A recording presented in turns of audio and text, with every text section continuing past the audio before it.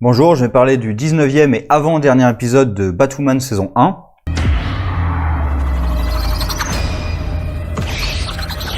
Alors déjà, je m'étais trompé la dernière fois, c'était pas l'avant-dernier épisode puisque en fait toutes les autres séries ont 19 épisodes, sauf Batwoman parce que le calendrier a dû faire un épisode de plus, qui du coup aura 20 épisodes cette première saison.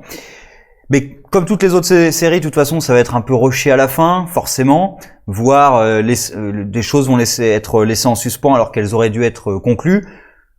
Honnêtement, pour Batwoman, je m'en fous complètement.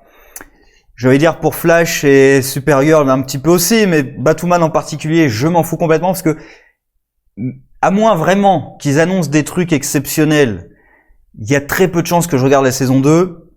Peut-être si j'apprends que au bout de 3 ou 4 épisodes, ça c'est mieux que la saison 1, je regarderai peut-être ce que ça a donné, mais je pense que je vais pas regarder. Et cet épisode en particulier, donc tout l'épisode tourne autour du fait de décrypter le carnet de Lucius Fox. J'ai un gros problème avec ça et j'ai un gros problème avec ce qui est décrypté à la fin.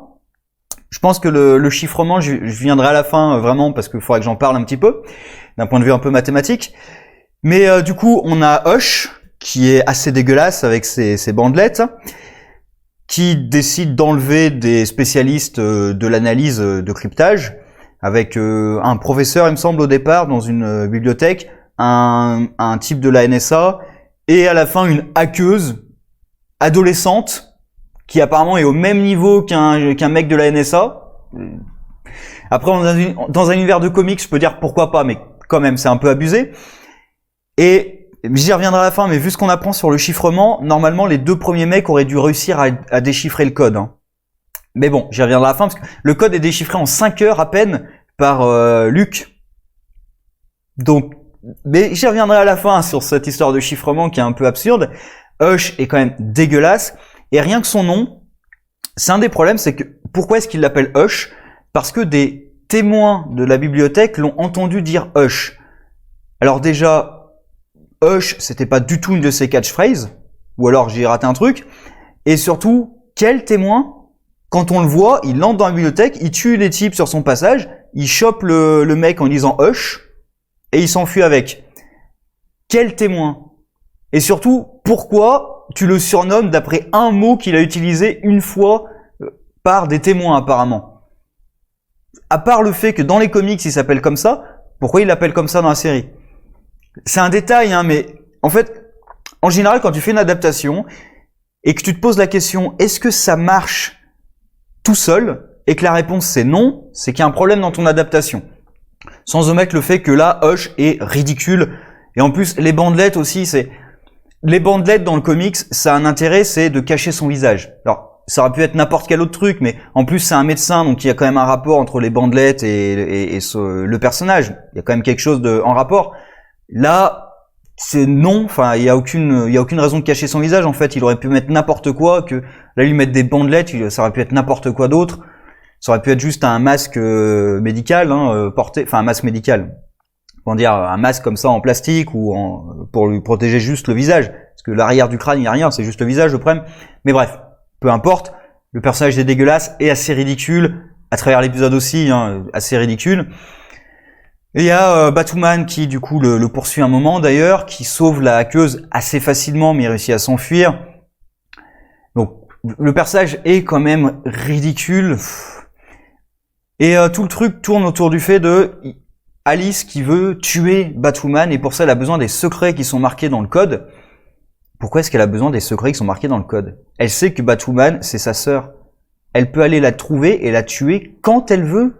En plus, elle a l'effet de surprise parce que sa sœur croit qu'elle est enfermée à Arkham. Donc, elle pourrait sortir et la tuer n'importe quand. C'est vraiment l'autre lui dit ça et elle lui dit non, mais elle saurait pas ce qui lui arrive et tout. Mais va la tuer toi et là, en voyant ton visage, elle comprendra très bien ce qui arrive.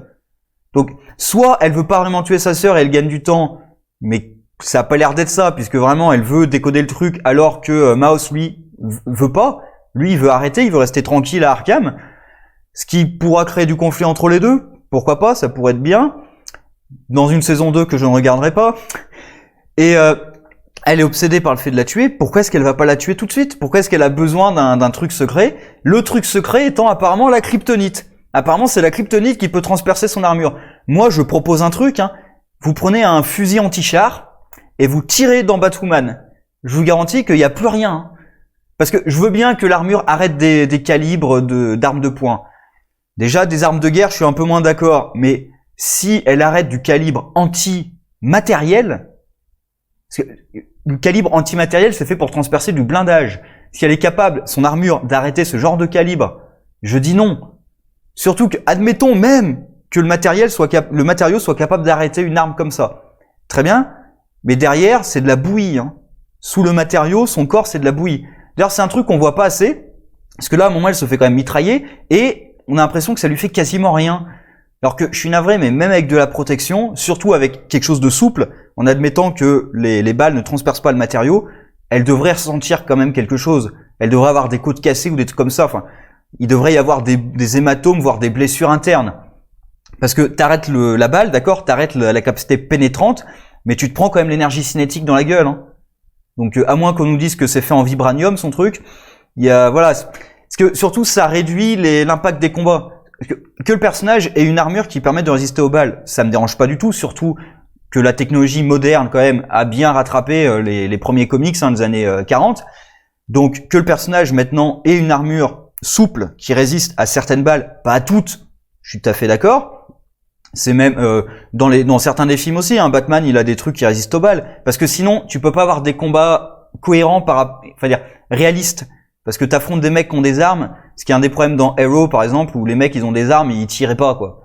C'est absurde. Donc un personnage qui résiste aux balles, très bien, mais il faut quand même montrer que ça lui fait mal, pour que ça reste un enjeu. Parce que si les armes sont inutiles contre la personne, bah c'est Superman quoi. Donc c'est plus un être humain que t'affrontes.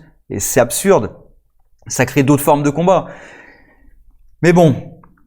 Sinon on a quoi? Il y a Julia, oui, qui se révèle être non pas vraiment une traître, puisque apparemment elle a passé un marché avec l'ennemi, j'imagine, de la saison 2, qui était, il me semble, celle qui avait engagé, je crois que c'était Rifle, qui avait engagé Rifle. Oui, parce que d'ailleurs elle dit c'est en le poursuivant, je crois qu'elle est tombée sur elle, et elle a passé un marché pour, en gros, elle épargne Kate, et en échange, elle lui donne les secrets qu'il y a dans le bouquin. Alors là, j'ai un petit problème parce que il me semblait quand même qu'ils étaient déjà au courant que le bouquin contenait les secrets pour tuer Batman. En tout cas, ils savaient que le bouquin contenait les secrets de la technologie de Batman. Donc, en gros, elle a passé un marché pour protéger Kate en livrant Batwoman. Ce qui aurait pu être un marché intéressant si elle ne savait pas que Kate était Batwoman. Mais elle sait que Kate est Batwoman. Donc, en gros, c'est « je sauve ton alter ego en tuant ton alter ego ». C'est complètement con. Mais du coup, voilà, elle dit « bah maintenant, le marché est annulé parce que je sais que ça te met en danger. » Mais t'aurais dû le savoir avant, en fait. Bon, il y a d'autres problèmes, par exemple Arkham. Comment est-ce que Hush entre et sort d'Arkham avec des otages en plus, sans que personne leur marque? Non, c'est débile. Ou même le truc qui ouvre toutes les cellules dans la zone où ils font les chocs électriques. À la limite, qu'il y ait un panneau qui permet d'ouvrir toutes les cellules en cas d'incendie ou de catastrophe, pourquoi pas, hein, ça peut exister, hein, truc de sécurité en cas d'une catastrophe majeure pour évacuer les patients. Oui, mais pourquoi là en fait? Pourquoi à cet endroit précis? Ça devrait pas être dans un bureau avec des gardes et tout comme ça? Passons, il y a plein de détails comme ça.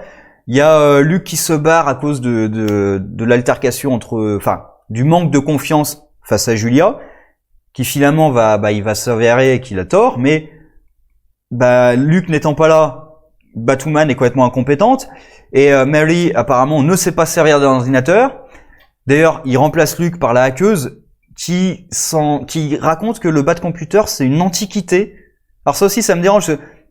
Le Batcomputer, ça doit être un truc ultra cher, ça doit être un super calculateur extrêmement puissant, et l'autre elle te sort « Ah mais qu'est-ce que je peux faire avec une antiquité pareille ?» Sérieux? T'es sérieuse? Enfin, tu pirates avec des téléphones portables, et là t'as un super calculateur et tu me dis « Ah ça c'est de la merde ». Mais c'est quoi ton truc? Elle à la place de Jérémy dans Code Lyoko, elle aurait dit « Mais c'est quoi cette usine pourrie quoi ?» J'imagine que c'est pour essayer de faire de l'humour. Mais côté voilà, je suis jeune, je suis dans l'air du temps et ça c'est une antiquité, mais c'est pas possible. C'est pas cohérent par rapport à ce que peut faire le Batcomputer, qui est normalement censé être un supercalculateur. Enfin, il y a plein de détails comme ça.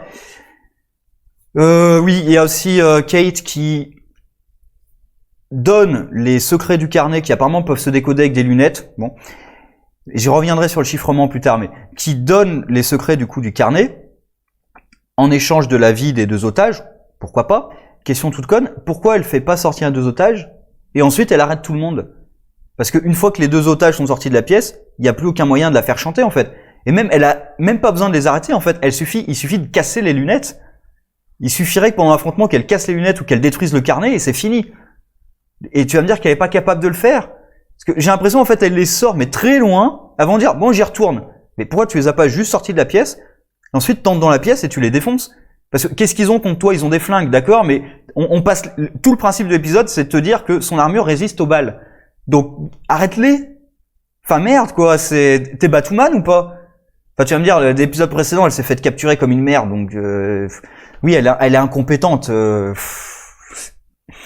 sais même pas pourquoi il y a besoin de secret pour la tuer. Les mecs ils l'ont arrêté. Enfin, l'épisode précédent, elle s'est fait capturer Enfin, pourquoi t'as besoin d'un grand secret pour réussir à la tuer, franchement? Et comme je dis, acheter des armes de guerre, acheter un bazooka à la rigueur même, acheter des explosifs. Son armure, elle peut pas résister à tout. Enfin, son costume, parce que c'est une armure souple. On peut dire que c'est une armure souple. Sinon, alors j'ai peut-être oublié des trucs, mais voilà quoi, il y a plein de conneries quand même. Le chiffrement du carnet. Alors, si j'ai bien compris ce qu'a dit Luc, et je pense que c'est ça parce qu'il a mis que 5 heures à déchiffrer le carnet. Si j'ai bien compris ce qu'a dit Luc, c'est un chiffrement par substitution. Donc c'est-à-dire que chaque lettre est substituée par une autre lettre et à intervalles réguliers qui correspondent apparemment, je crois, à son numéro de sécurité sociale, il me semble. Je crois que c'est ça de mémoire. Il change la substitution. Donc il y a plusieurs tables de substitution, on change. C'est un code très classique en fait, hein. C'est un peu un chiffrement de Wigner au final. C'est très proche de ça. Et c'est un truc qui se décrypte, mais très facilement. Franchement, allez, à la main, peut-être 1 heure ou 2, tu peux facilement décrypter ce truc. Et même la façon qu'il a de le décrypter, c'est assez bizarre parce que il trouve la lettre A, il trouve la lettre B.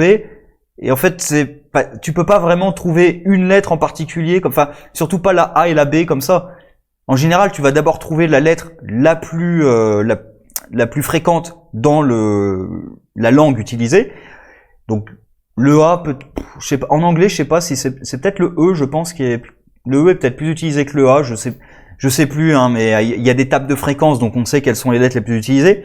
Et là le fait qu'il trouve le A et le B en premier, c'est assez absurde et surtout, il réussit à trouver 2 lettres mais il réussit pas à trouver les autres. Il y a un truc un peu bizarre dans sa façon de décrypter le truc. Et surtout, c'est un code qui est tout con à déchiffrer. Tu fais une analyse pour chercher des motifs qui se répètent afin de déterminer à peu près la taille de la clé. Parce qu'en fait, le roulement des tables de substitution, c'est un peu une clé au final. Une clé un peu plus longue, mais c'est une clé.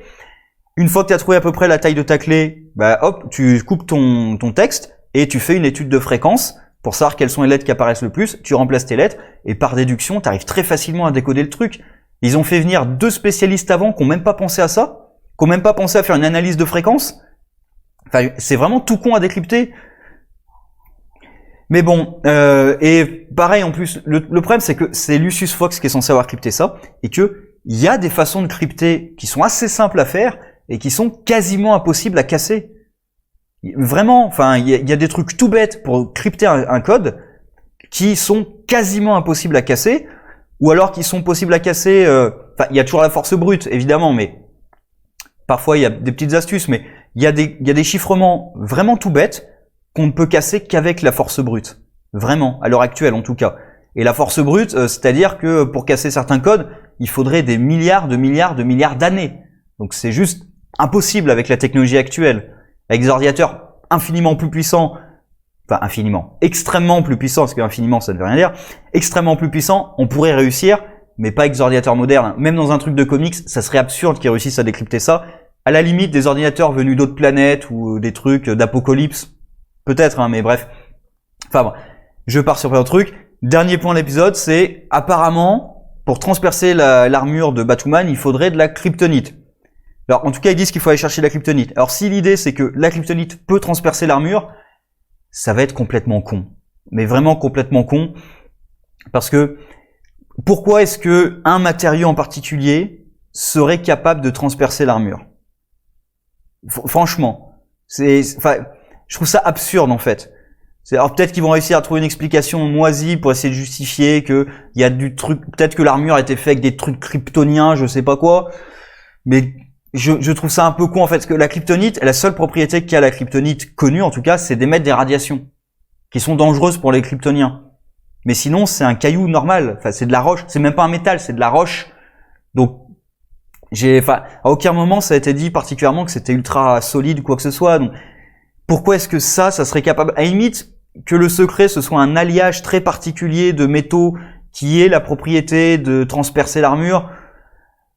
Peut-être, pourquoi pas. Après, je trouve ça un peu con parce que c'est pas tellement la propriété du matériau qui est importante, c'est surtout la capacité de pénétration. Donc, ça serait plutôt le calibre, la vitesse, même la forme du projectile qui peut avoir un impact.